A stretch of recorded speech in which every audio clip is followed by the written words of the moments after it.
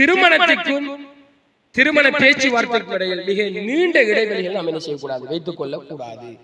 இன்று நாம பார்க்கிறோம், ஒருவர் வெளிநாட்டுக்கு என்ன செய்ய போகிறார், உழைப்பதற்காக செல்ல போகிறார்.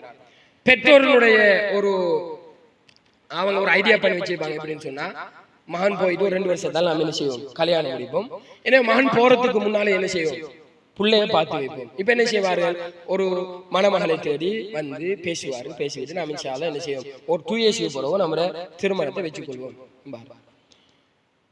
அன்பிற்குரிய ஈமானிய உறவுகளே, இந்த 2 வருட இடைவெளி காலமும் இவர்கள் இருவருக்கும் இடையிலான தொடர்புகள் இல்லாமல் இருந்தால் பிரச்சனை கிடையாது. ஏதோ ஒரு அமைப்பில் ஹைராக என்ன செய்யும், திருமணங்கள் நடந்தரும். மாறாக இன்று அப்படி கிடையாது.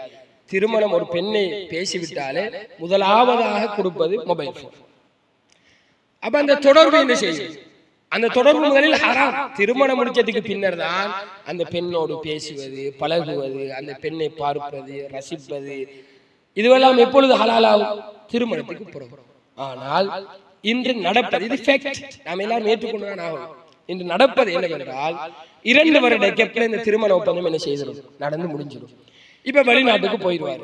போனால் இவர்களுக்கு இடையில என்ன செய்யும், தொடர்பு உண்டாகும். ஃபெஸ்ட்டுக்கு நோமலா என்ன செய்வாரு, சலாம் சொல்லுவார்கள், சாப்பிட்டீங்களா, வாங்கினீங்களா, சோமாரிக்கிறீங்களா, இதோட என்ன செய்யும், ஒரு நிறுத்தனங்கள் போகும். கட்டம் கட்டமா ஷைத்தான் என்ன செய்வான், விளையாட தூங்குவான்.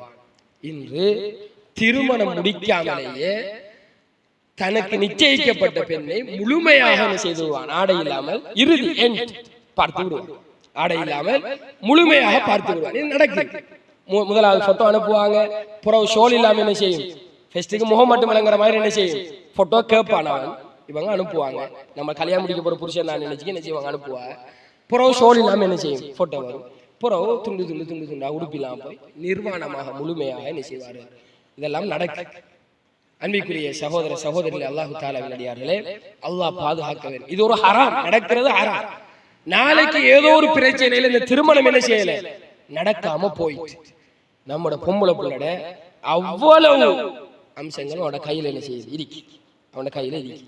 இப்ப இவனும் நாம தான் கல்யாணம் முடிக்க போறது இல்லை என்று சொல்லிவிட்டு நண்பர்களோடு இதுவே எல்லாம் பகிரக்கூடிய எவ்வளவு நிகழ்வுகள் என்ன செய்யுது என்று சர்வ சாதாரணமாக நடந்தேறிக் கொண்டிருக்கிறது. இதுக்கெல்லாம் யாரு வழிவகுக்கும், பெற்றோர்களாகிய நாங்கள்.